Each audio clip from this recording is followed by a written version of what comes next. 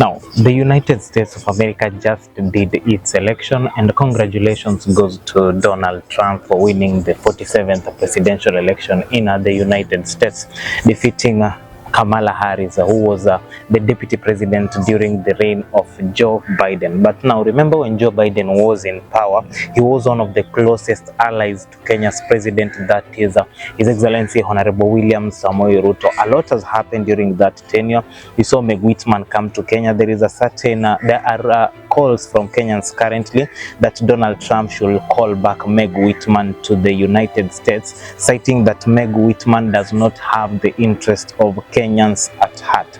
There is also this time when Meg Whitman was addressing at the devolution conference in Eldoret, where after she spoke, Raila had to call Meg Whitman to order and telling Meg Whitman that she has to respect the people of Kenya and respect Kenya's policies. Finally, you want to tell a rogue ambassador, leave Kenyans alone.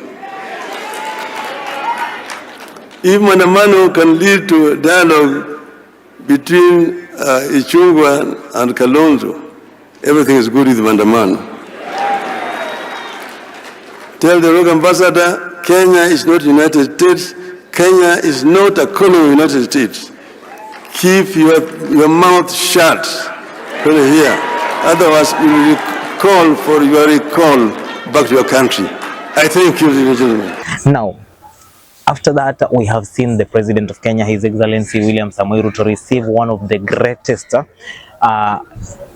carpets in the United States of America in the history of African leaders going to the US.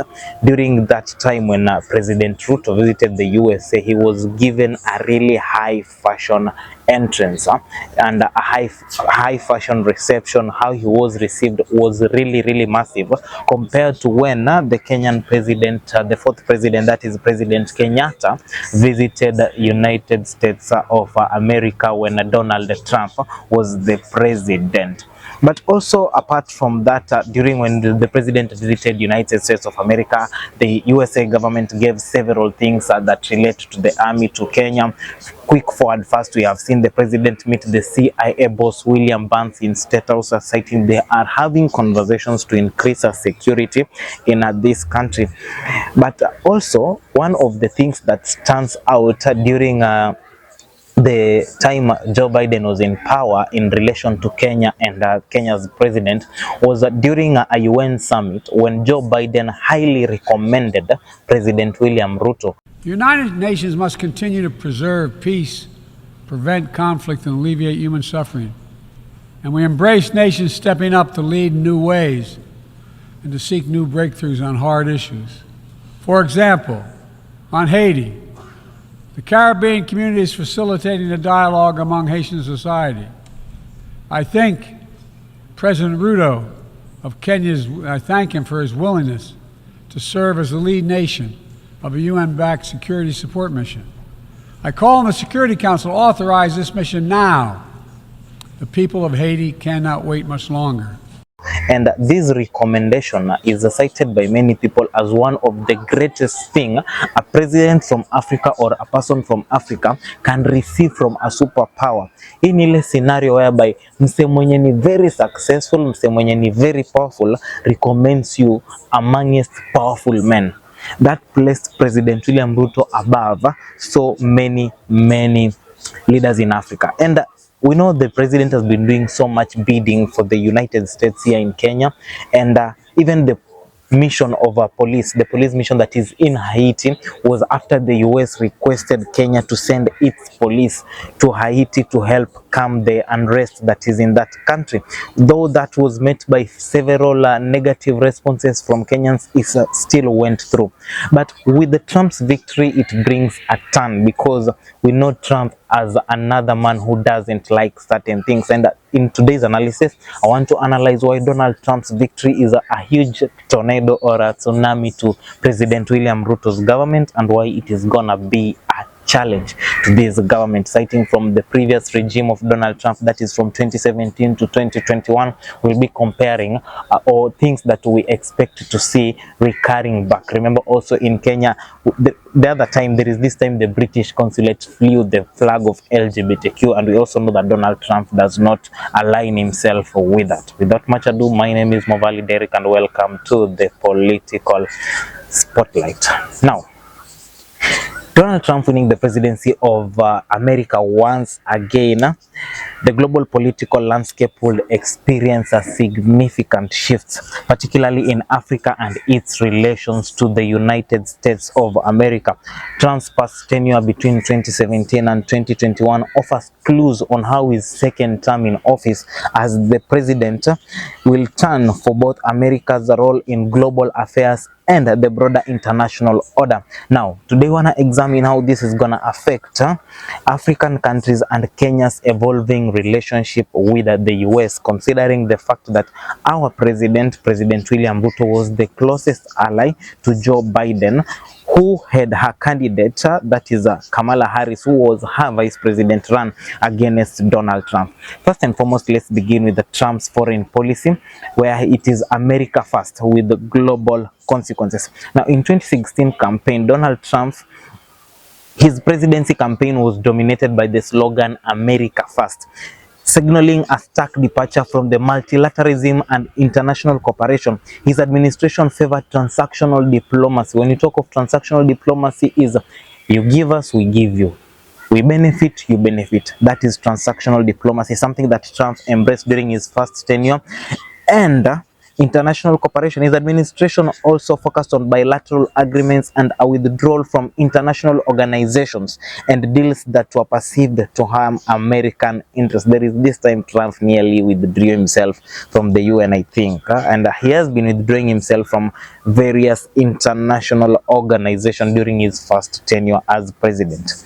Now, his win, there are approaches that Trump has that could impact Africa and the world. And first of all is reduced foreign aid and investment in Africa. Check, for example, when President William Samoei Ruto visited the United States funded Kenyan army with the fighting the machines and all that. They were given to Kenya for free. We also received a number of jets from the United States government. But Trump's approach to foreign aid is consistently skeptical, particularly when it comes to sending resources abroad, something that was done by Joe Biden. He sent resources to the Kenyan army as a way to increase the relationship between the Kenyan government and the United States government. In 2019, Trump proposed the cutting the US foreign aid budget by 2.3%. If that budget is cut by 2.3%, it affects so many of African countries, and this policy is rooted in his belief that foreign aid often does little to benefit America's interests or contribute to effective governance in receiving countries. Trump is this one who believes that as an African country or as a country, you need to figure out ways to generate wealth, because he believes that God created each country equally and each country has its own ways that it can amass wealth, that it should not only depend on foreign aid. And this also will impact the IMF, where Kenya has been more than once, more than twice. We have been at the IMF taking loans. And Trump's victory, because that's also a foreign aid, though it's a loan, but it's something that is going to affect the Kenyan government and other African government as the Trump takes power early January. Now, for African countries, this will likely mean a reduction in humanitarian assistance, development aid, and possibly funding of programs in health, education, and infrastructure. Now, although Trump did pursue specific trade initiatives like the Africa Growth and Opportunity Act, that is a goal to encourage African countries to open markets in US businesses, his broader perspective of economic and foreign policies will still likely focus on reducing the America's financial commitment abroad. He does not subscribe to the ideology that America should support other African countries the same way the Biden government and Barack Obama's government did.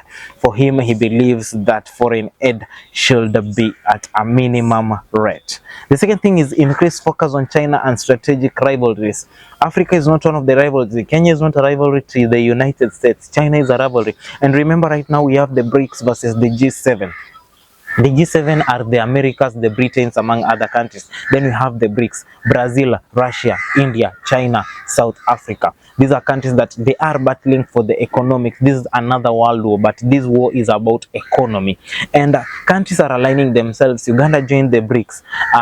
Kenya, we have been on the G7, but just yesterday, or I'll do this analysis later, but yesterday I saw the president of Kenya requesting China to help him join the BRICS side because he is not in that much good terms with Donald Trump, who is the current American president, the same way the former president, His Excellency Uhuru Muigai Kenyatta, was with Donald Trump. And I'm very sure that Donald Trump is going to focus more on battling with the BRICS and his rivalries rather than Africa. Rather than aiding Africa, he'll figure out ways to empower United States and other of the G7 members in battling the BRICS. Now, security and military engagement, there is this time the president was in the United States of America. The military of Kenya received a higher support from the United States government, and also we have the CIA coming into Kenya very soon. They have been here for a meeting, and you know, if things were to go the Biden way, CIA would have set a camp here in Kenya.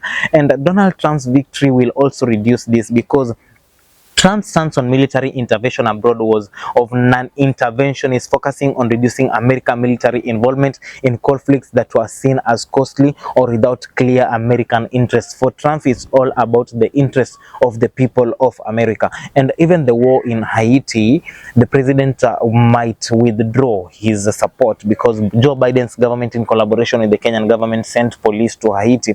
And the victory of Donald Trump, because he's a man who doesn't believe in supporting things that are not benefiting the interests of the American people, and also is a man who believes that if something does not involve me, why should I come in?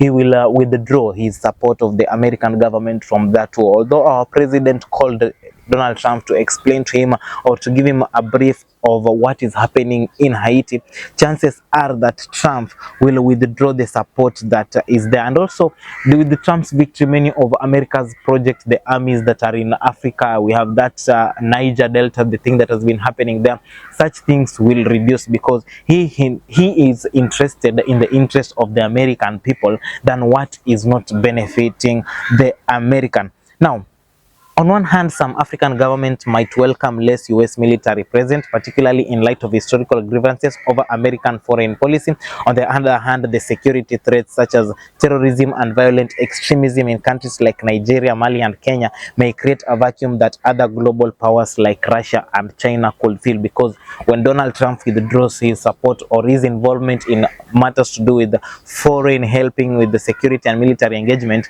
it gives room to the BRICS to take on. Now, let's take a quick look on the impact on the US-Kenya relationship with Trump's victory. And our relationship has been of a good relationship since 2022 when the president entered power. And remember, I can say this without fear, that America is what made Ruto president, and that's why Ruto is doing biddings for the American government. Remember, Meg Whitman came to Kenya in 2022. That was during the general election. And after that, even if you check how things have been going between our president and the president of America, this tells you openly that these people made him the president. And since Biden helped make Ruto the president, Ruto had to do his bidding. Now, however, with Trump back in power, Kenya could see a shift in the dynamic. Kenya's President William Ruto, who was a strong ally of Biden during his election campaign, has forged a forward-looking agenda with the US focus on development, security, and trade. And this is going to test his loyalty to the US government, especially with Trump, because I'm very sure during this campaign period, the government of Kenya was in support for Kamala Harris. Now, what are some of the ways this victory of Donald Trump gonna influence Kenya's relationship? Number one, the trade and economic policies. Trump is historically a man who does not, or a man who believes in the interest of America. And since we have been receiving so much foreign aid from America, there are certain things that Trump will cut across, including the trade and all that is helping grow the Kenyan economy part. And even the policies we have been making, IMF, there has been rumors that IMF might be part of the finance bill, and such involvement of the US government into Kenya's affairs gonna reduce drastically drastically, and also foreign aid from America will reduce drastically. And since Trump has been historically skeptic of multilateral trade deals and a proponent of fair and reciprocal agreements, for Kenya this could mean a more transactional relationship focused on specific economic outcomes, such as favorable terms for Kenyan exports like tea, coffee and flowers, while also demanding access for US companies to Kenyan markets. However, Trump's administration preference for protecting US jobs and industry might mean less enthusiasm for free trade agreement or policies that might benefit Kenya without a clear return on the US interest. And that is why we see that, I can say bravely without fear, that the trade and economic policies between our government and the US government will be affected.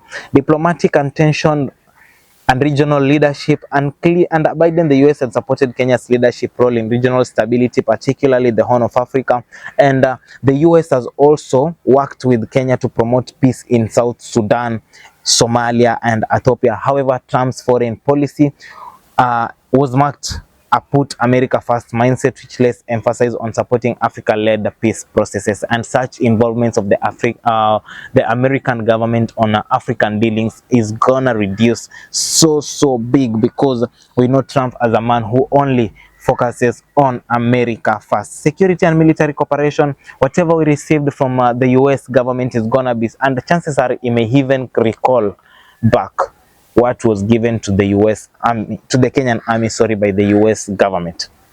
Trump's military policy was unpredictable, with a preference for reducing the US footprint overseas. Kenya's overseas operation. Kenya, a key US partner in counterterrorism operation in East Africa, especially through its support for the US military in Somalia, could see a shift in the level of America's engagement, because this man is usually for America first, and the deal that the Kenyan government had with the American government when it comes to peacekeeping, when it comes to supporting the military, even through trainings and all that, gonna reduce, because I'm telling you, it's not for you to benefit. Trump is about how is the United States benefiting from these dealings.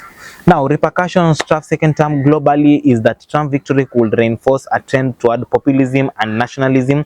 His policies will likely further erode international cooperation, particularly in climate change, health and human rights. And also, we know that Trump's victory comes with a huge blow to the LGBTQ community, because he is a man who believes in a family where it has a father, a mother and a child.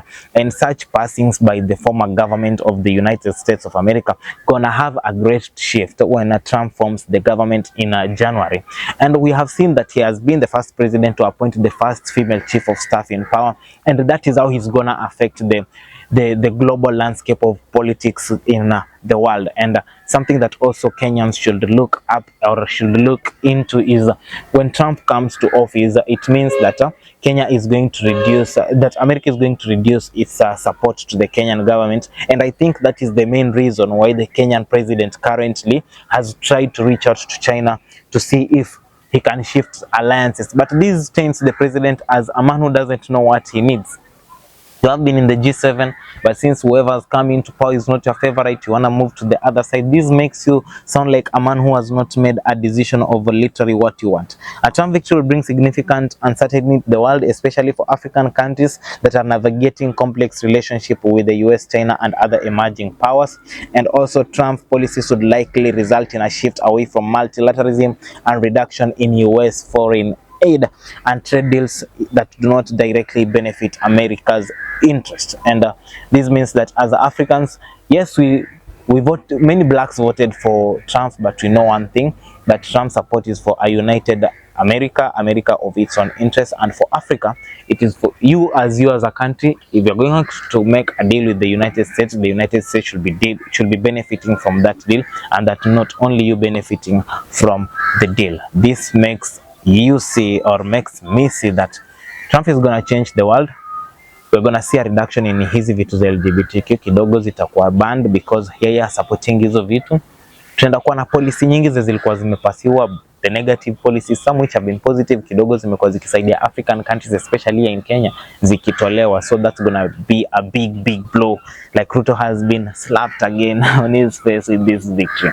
My name is Mavali Derek. This has been the political spotlight. But before I go, I just want you to tell me, what do you think with the victory of Trump? What is its impact?